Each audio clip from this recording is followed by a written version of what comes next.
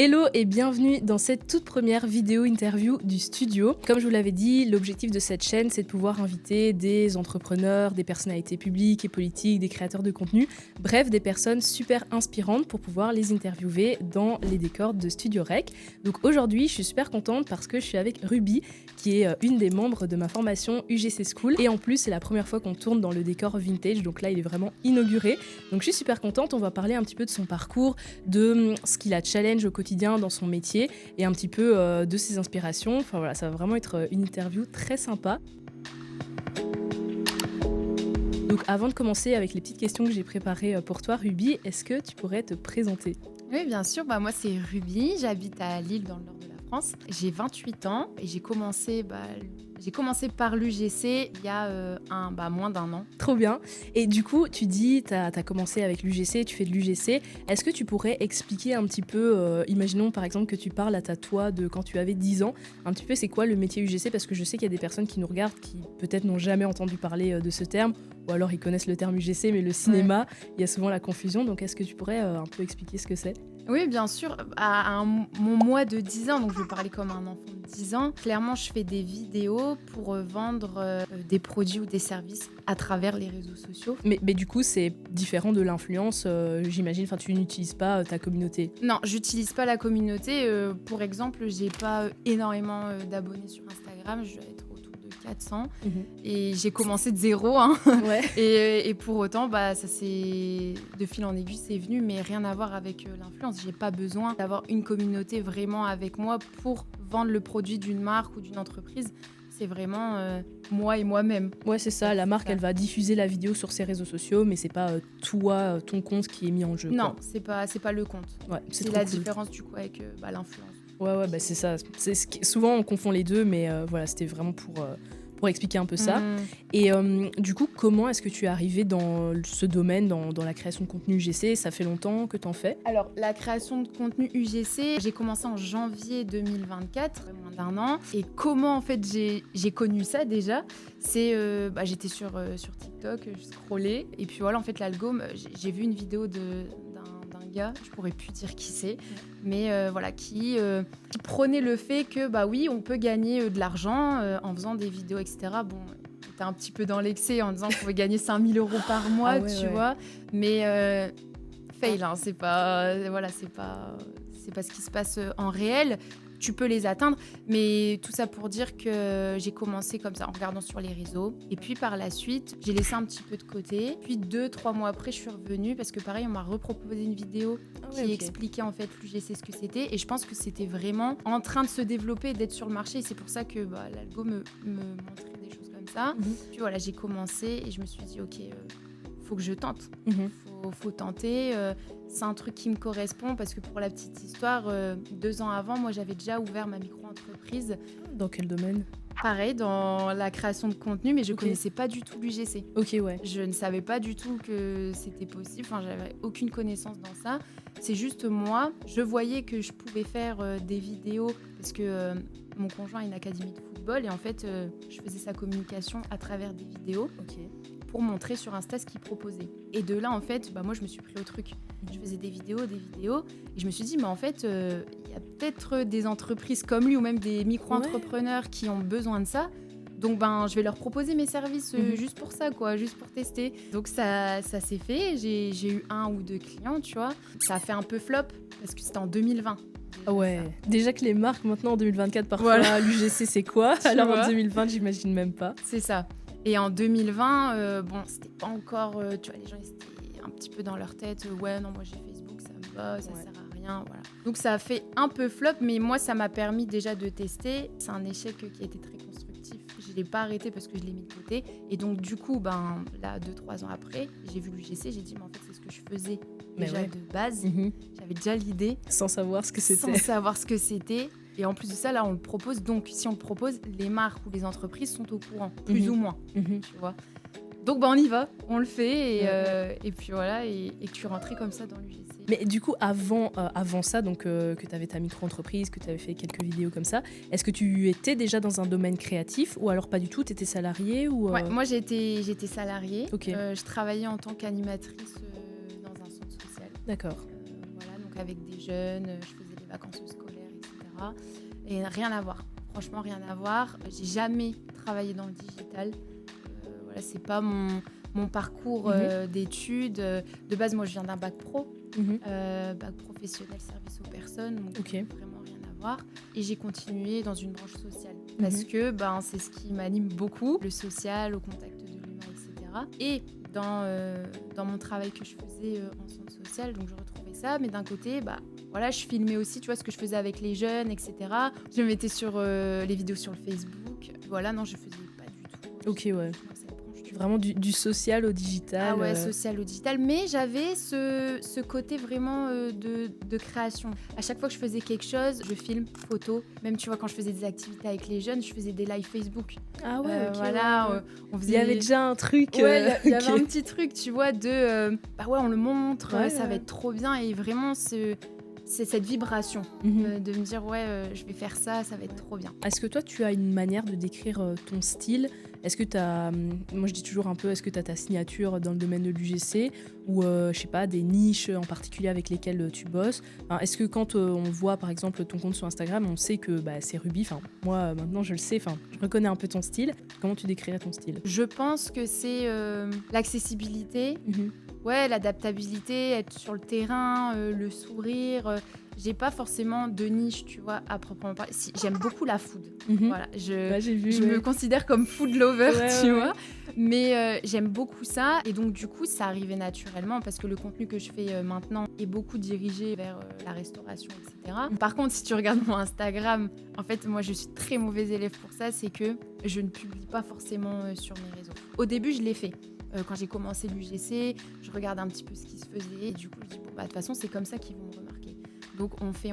Mais tu vois que c'est un petit peu les débuts et que c'est un peu timide, tu veux faire un petit peu de skincare alors que c'est pas du tout ce qui me correspond, tu vois. Mais voilà, on teste et après en fait j'ai lâché parce que j'étais trop dans le truc de faire pour les clients et c'est vrai que j'ai pas eu de strat. Mais sinon, je me considérais plus comme une... ça va être marrant mais... comme une MTT, c'est ce que je disais à Marine la dernière fois, on en a parlé. Une meuf tout terrain, vraiment qui peut s'adapter et qui est... détente, tu vois. On fait son travail, on aime ce qu'on fait. Et voilà, je pense que ma signature, c'est vraiment naturel. Mais c'est vrai que j'ai remarqué que tu fais beaucoup de vidéos sur le terrain. À l'inverse, il y a des créatrices qui vont faire plutôt des vidéos chez elles, par exemple, pour tout ce qui est produits skincare ou alors mode, des choses comme ça. C'est vrai que c'est des vidéos qui nécessitent, je sais pas, d'être dans ta salle de bain, par exemple, ou chez toi.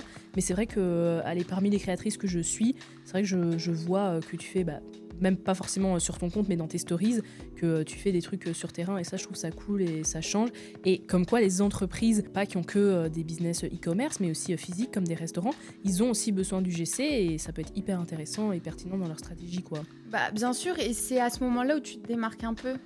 Comme tu l'as dit, moi je poste pas forcément beaucoup de réels, mais je fais énormément de stories parce que j'aime ça. Je fais beaucoup de stories je partage en fait mon terrain parce que j'aime ça sur le moment. Et oui, comme tu le dis, il n'y a pas que le fait de se concentrer sur ok, je reçois un produit, je suis dans ma salle de bain, et je fais ma petite skincare et c'est très bien. Moi, j'admire celles qui le font parce que moi, je serais pas en capacité de le faire et le format qu'elles adaptent, c'est vraiment très quali.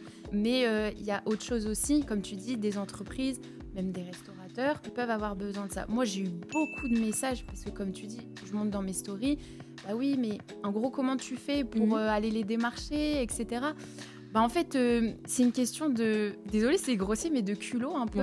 De se dire, ok, moi, j'ai envie d'aller les voir, je vais les voir.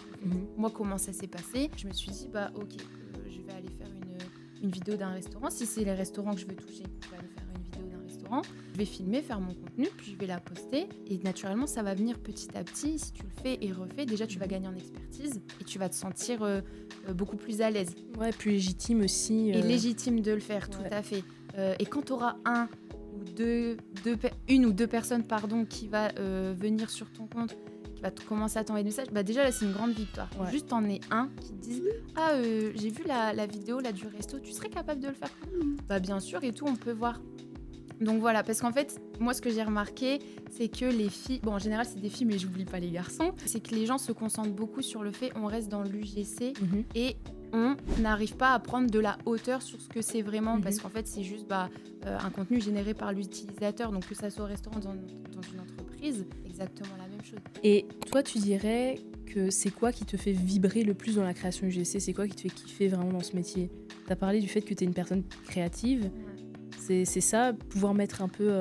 Ce qui me fait vraiment vibrer dans ce métier, c'est un peu le dépassement de soi, je pense. C'est de me dire, parce que moi j'ai des peurs aussi quand j'ai commencé, de me dire je vais dépasser certaines limites. Et en plus de les dépasser, je vais faire un truc que j'aime bien. Et tu vas être payée pour ça. Et je vais être payée pour ça, tu vois. Donc je me dis, c'est le combo gagnant. Ouais, je m'entraîne, je fais ce que j'aime et je suis pleinement moi-même aussi, tu vois. Donc c'est vraiment le fait de faire ça. Surtout à l'heure actuelle sur le terrain. Le local m'a vraiment aidé encore plus à me dépasser et encore plus kiffer. Tu dois aller affronter un peu le regard des gens. Parfois, des gens ils doivent se dire pourquoi elle fait des vidéos d'elle. Ouais. Mais beaucoup. Franchement, t'as beaucoup de courage. Moi, les vidéos dehors, j'ai du mal. Mais moi, tu sais, au début, j'avais trop du mal. J'étais pas comme ça. Franchement, j'étais pas comme ça. Mais franchement, si j'ai un conseil à donner pour ça, c'est la bulle. Moi, je l'appelle la bulle. Ouais. C'est vraiment de se mettre dans une bulle et de se dire, au final, moi, ce que j'ai envie de faire, c'est le restaurant. Parce qu'il y en a beaucoup qui veulent faire restaurant, etc. Ok, bon, je me mets dans ma bulle. Le plus important, c'est quoi? C'est mes plans. Donc, avant de rentrer dans le restaurant, et ça m'arrivait au début, je souffle et je dis plan.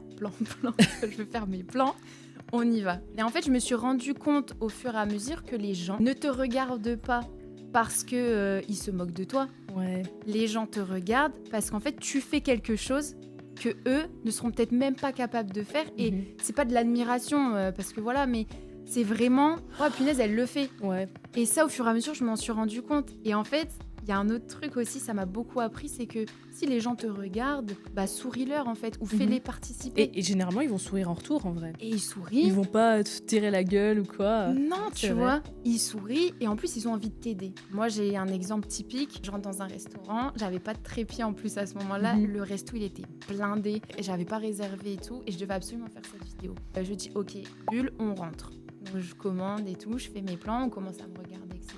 Et en fait, la nana qui était à côté de moi, qui me regardait, là, tu sais, est-ce qu'elle va me prendre? C'est qui elle? Tu sais, des fois, on peut se dire, mais c'est la top de Philippe Etchebest ou quoi? Elle est là, elle filme et tout. Et en fait, je lui ai dit naturellement, est-ce que tu peux me filmer? Je lui ai expliqué ce que je faisais. Ah oui, et tout, bien sûr. Et elle me disait même, est-ce que ça te va? Tu vois, elle était vraiment investie dans le truc. Ouais, voilà, c'est ça. Et en fait, je me suis rendu compte que les gens, voilà, ils étaient intrigués. Et en fait, ça, j'en ai fait une force. J'ai appris à avoir l'intrigue sur moi, tu vois, à force de faire. Et j'aime bien, en vrai, au final. J'aime bien, c'est pas du tout prétentieux, mais j'aime bien qu'on regarde ce que je fais, parce que moi, ça apporte de la valeur aussi à mon travail, tu vois. Mais c'est vrai, comme tu dis, les gens, parfois, ils sont simplement curieux, en fait. Mais ils se disent, tiens, pourquoi elle filme? Peut-être qu'elle fait un truc, peut-être qu'elle travaille pour le resto, ou peut-être que, tu vois, ça peut être n'importe quoi, mais juste, de la curiosité. C'est vrai qu'il faut vraiment essayer de se mettre ça en tête et de se dire, bon, c'est ok, on s'en fiche. S'il me regarde, c'est pas pour se moquer de moi, parce que, en soi, je suppose que t'as jamais personne qui s'est moqué de toi. Jamais. Ouais. Non, jamais. Voilà. Franchement, jamais. C'était vraiment plus de l'intrigue. Ouais, c'est Souvent, ça. on me pose des questions. Tu fais quoi? T'es qui? En plus, ça, t'es qui? T'es qui, toi, en fait? T'es connu? Mais t'es qui? Moi, je fais des vidéos. Ah, mais tu vis de ça? Ah bah oui. Ah ouais, c'est quoi? Et c'est là où, même là, en fait, tu crées un réseau. Tu crées du contact. Tu sais pas, la personne qui te regarde, au final, ça peut être un chef d'entreprise qui a besoin. Tu vois? Ouais, non, carrément. Et en fait, ton propre toi devient ta prospection. On gagne pain. Là, j'adore. T'arrives à être inspirée tout le temps ou c'est difficile? Qu'est-ce que tu fais quand, par exemple, tu te dis, putain, qu'est-ce que je pourrais rédiger comme script pour cette vidéo? Non, j'arrive pas à l'être tout le temps et j'écris pas tout le temps de script aussi. Au début, je le faisais beaucoup et c'était très bien parce que ça m'a permis de vraiment structurer et de comprendre le corps principal d'une vidéo. C'était important, le script. Après, moi, je suis quelqu'un... Le script, il me fait un peu peur dans le sens où je vais avoir des idées, je vais les poser et en fait, quand je vais être sur le lieu du tournage, ça va pas du tout être la même chose parce que pas même ambiance, pas même émotion. Et je vais me dire, ah non, mais en fait, j'ai écrit ça, mais en fait, c'est mieux de faire ça. Tu vois, ça va aller très vite dans ma tête. Et ça, c'est vrai que j'ai un peu de mal à le gérer. Donc, je fais pas forcément de script. Je sais plus ou moins les plans qui vont arriver et ce que je dois dire et ce que je dois promouvoir. Mais en termes de création sur le terrain, c'est vrai que ça vient beaucoup plus au feeling. Et en général, la créativité, c'est un truc de fou. Mais c'est quand je suis au volant de ma voiture, tu vois. Parce que je pense que c'est les seuls moments où je suis un peu seule. Je mets un peu de musique et je sais pas, ça vient. Ça vient, tu penses beaucoup, tu vas en voiture. et boum, les idées, elles viennent souvent là quand je suis en voiture. Mais c'est intéressant ce que tu as dit avec le fait que t'écris pas toujours des scripts ou alors parfois tu sors un peu du script, parce que je pense que par exemple pour des vidéos où tu vas mettre en avant des produits tu sais, d'un e-commerce, des produits skincare ou peu importe, je crois que c'est un peu différent dans le sens où toi t'es vraiment sur le terrain et il peut y avoir des événements autour, des éléments qui vont t'inspirer sur le moment, parce que peut-être que par exemple dans les restos où tu as été, c'est la première fois où tu vas et tu te dis ah ouais tiens j'avais pas pensé à ça, je pourrais l'ajouter dans le script. Tandis que je crois que quand tu as les produits en physique, que tu les reçois, tu les as, tu vois, tu sais faire ton script un peu plus en amont, et je pense que allez, quand tu es sur terrain, à mon avis tu as un peu plus ce truc qui va t'inspirer sur le moment. Ouais, sur le terrain, je pense que comme tu dis, c'est vraiment l'ambiance, tout qui va arriver, et c'est là où tu vas sentir qu'il faut changer un petit truc. Par contre, dans l'UGC où tu reçois des produits, le script il est quand même hyper important parce que ça te drive vraiment. Et tu perds pas de temps. Ouais, c'est ça. Pas de temps, tu vois. T'es Donc, focus. oui, c'est vrai que il y a une différence entre le terrain et quand t'es chez toi. Mais moi, quand je faisais des vidéos chez moi du GC, j'étais contente d'avoir mon script à l'avance. Ça m'évite, je sais pas combien de prises. C'est encore mieux aussi quand la marque elle te le donne. Tu vois, comme ça, t'es sûr que tu fais pas de faute et t'es tranquille. Est-ce qu'il y a un projet dont tu rêves? Un truc où tu te dis que ce soit en lien avec l'UGC ou pas, que t'aimerais trop faire, ou je sais pas, une marque avec laquelle tu voudrais trop collaborer, enfin ce serait quoi ton projet de rêve? Le truc de rêve, ça serait d'être à l'initiative de quelque chose, donc de créer quelque chose. Après, j'ai des choses en tête, mais j'ai pas trop envie de les dire, tu vois, bon voilà. Ouais, mais d'être à l'initiative de quelque chose, création même, je sais pas moi, d'entreprise, où t'as une petite équipe et t'allies aussi mes passions, un petit peu de l'humain, tu vois, garder ce côté social et de la jeunesse. Je crois énormément à la jeunesse là qui arrive, la génération Z. Vous êtes forts. Et puis allier la création de contenu à tout ça, tu vois. Et surtout, faire découvrir l'entrepreneuriat aux jeunes. Je veux dire aux gens que tout est possible, en fait. Et ça serait mon projet de rêve. Je ne sais pas par quel moyen, tu vois, encore, mais de leur dire, mais tu peux le faire. Et créer des choses, mais rester dans la création de contenu comme ça. Voilà, professionnellement, ça serait vraiment ce rêve-là de me dire, je suis fière de moi, j'ai créé ça. Je suis vraiment dans la création, que ça soit concret. Que tu puisses porter ton message du tout est possible. Ouais. Et c'est marrant parce que ça rejoint un peu ce qu'on disait tout à l'heure hors caméra, le fait que tout est possible. Genre toi, c'était même pas il y a un an, tu t'es lancé et t'aurais jamais cru que t'en serais là où t'es aujourd'hui. Enfin, tout va très très vite. Non, tout jamais. s'enchaîne. Non, jamais. Et c'est exactement ça, c'est ce qu'on se disait. Moi, j'ai appris beaucoup grâce à la création de contenu. En fait, déjà, les gens s'en fichent. Et donc, du coup, à partir de ce moment-là, si t'enlèves tes peurs, vraiment tes peurs, parce que malheureusement, sociétalement, on nous l'a appris comme ça, d'être bien rangé, etc. Et que tu peux pas forcément faire de grandes choses. En tout cas, moi, je le vois comme ça. En fait, si tu arrives à prendre ce dessus et te retirer un peu et d'avoir la vision, mais en fait, c'est pas grave, tu vois. Même si j'échoue, même si j'ai pas réussi, demain, en fait, je peux retourner travailler. Il y a du travail, il y en aura toujours. Même si tu as testé un truc et que ça fonctionne pas. Moi, j'ai testé la première fois, là, en 2020, ça a pas fonctionné. C'est pas grave. Je suis là aujourd'hui et ça va. C'est vrai que je me suis vraiment rendu compte que c'est pas du blabla. À partir du moment où t'as envie et que c'est vraiment un truc qui te fait brûler et tu le fais avec passion, ça va tout seul en fait. Et c'est là où t'es vraiment maître de tout ce que tu veux faire, que ça soit dans ta vie même perso ou professionnelle. Tu décides de ce que tu veux faire. Et tu fais le taf derrière. Et en plus, le taf que tu fais, c'est un truc que t'aimes, donc c'est même pas une contrainte de le faire, tu vois. Oui, ça demande du travail. Il y a des fois, vu comme ça, on pourrait se dire, ça a l'air facile. Mais non, pas du tout. Moi, il y a combien de fois aussi où j'ai pleuré. Même si tu pleures, c'est pas grave. C'est normal. Ça peut pas toujours être tout beau, tout rose. Non, et en plus, on savourerait peut-être moins les réussites. Tu vois, ça serait pas drôle. C'est ce qu'on se disait. Moi, je suis très fière d'où j'en suis maintenant. Et j'ai vraiment envie de montrer aux gens que oui, c'est possible, tu vois. À partir du moment où tu veux, t'en es l'exemple. Tu vois, vraiment concret. Tu t'es dit, ok, moi, je veux plus ça. Dans le salariat, on m'a traité comme ci, comme ça. T'as décidé à ce moment-là que tu ne veuilles plus qu'on te parle comme ça. Et du coup, tu as pris les choses en main. Et ça, c'est hyper important dans l'UGC, dans la création de contenu ou dans tous les métiers ou même dans ta vie. C'est t'es responsable. De dire, en fait, je suis responsable, tu vois.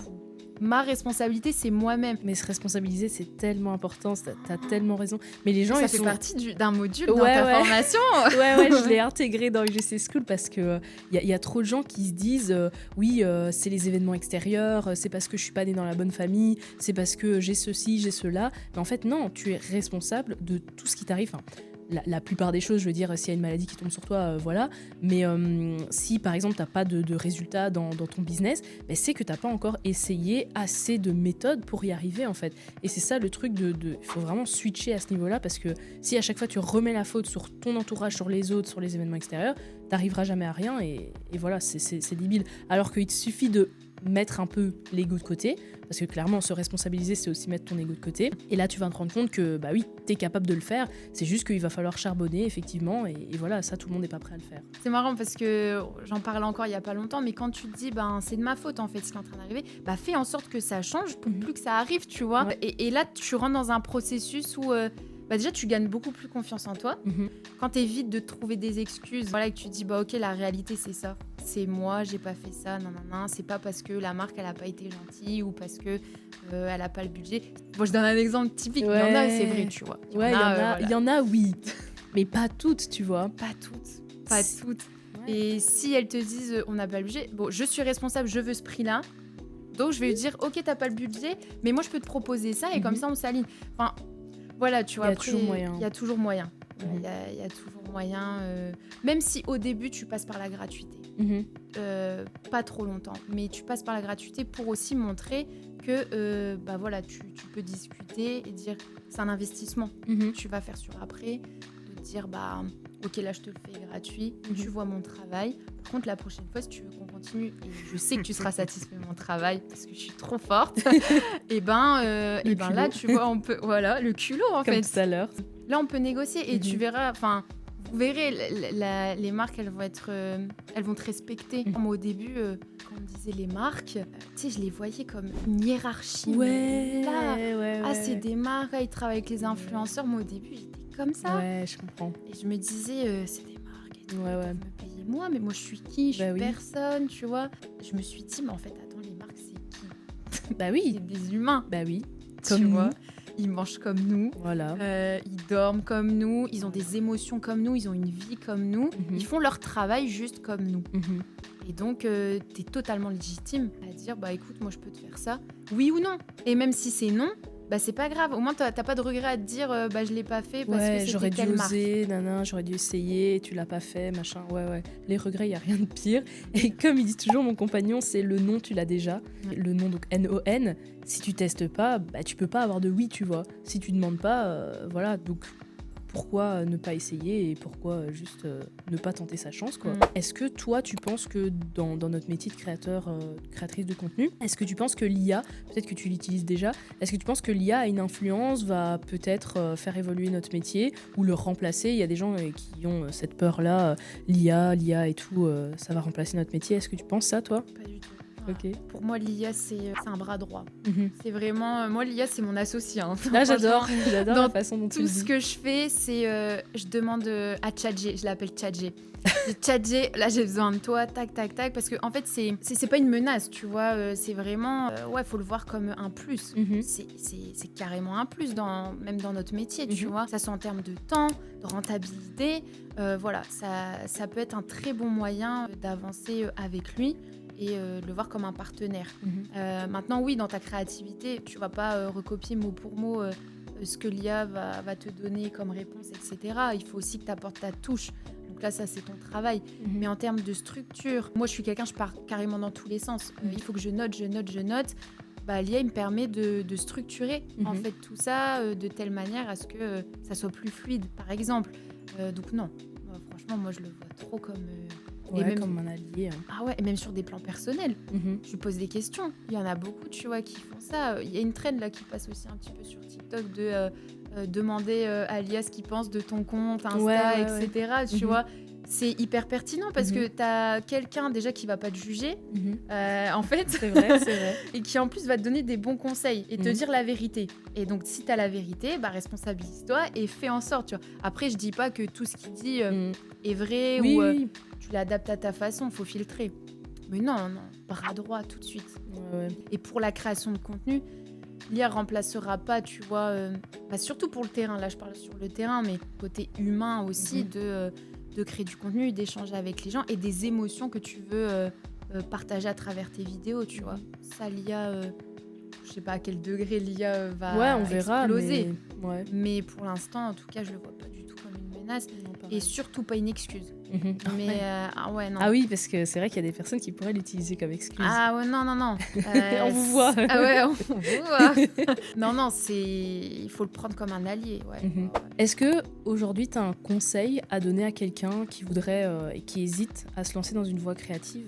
Se dire que, bon, déjà, si tu as ce côté un petit peu créatif et tu sens qu'il y a des moments où tu as envie de faire plein de choses, etc., il faut les faire, tu vois. De vraiment se dire, j'aime bien ça, donc je le fais, de tester.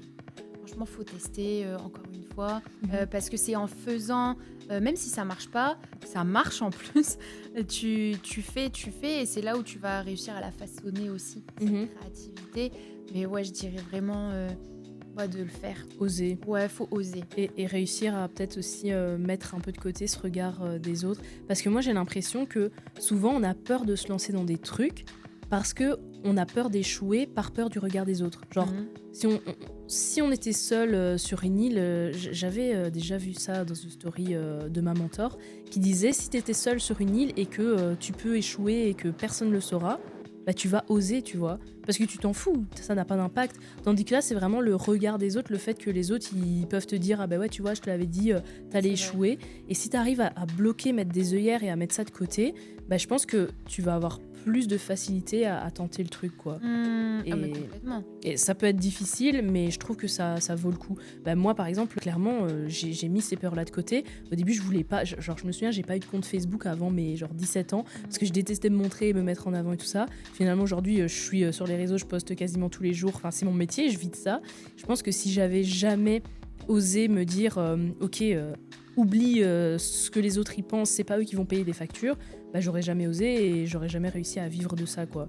Donc je pense que c'est ça, c'est réussir à mettre ce regard des autres de côté pendant un moment, le temps que tu te lances, que tu fasses ton truc et tout, tu fais tes trucs dans l'ombre, et après tu vas voir que quand tu auras réussi, ça se trouve ils vont même venir te demander comment t'as fait, tu vois. C'est ce qu'on disait tout à l'heure. C'est comme l'IA, le regard des autres. En fait, faut pas le voir comme une menace, mais vraiment comme un allié. Et moi, je crois vraiment à ça, tu vois. En fait, dans toutes nos actions, c'est notre vision qui va déterminer ça, tu vois. Donc à partir du moment où tu pars déjà en mode oui, mais lui ceci, mais lui cela, mais moi je suis moins ci, moins ça, ça va être plus compliqué. Juste essaye de te dire dans ta tête, quand quelqu'un te regarde, il me regarde parce que soit je suis belle, ou il me regarde parce que je fais bien les choses, au lieu de te dire il me regarde parce que je suis, et là négatif, tu vois. Non. Et il te regarde parce que tu fais bien les choses.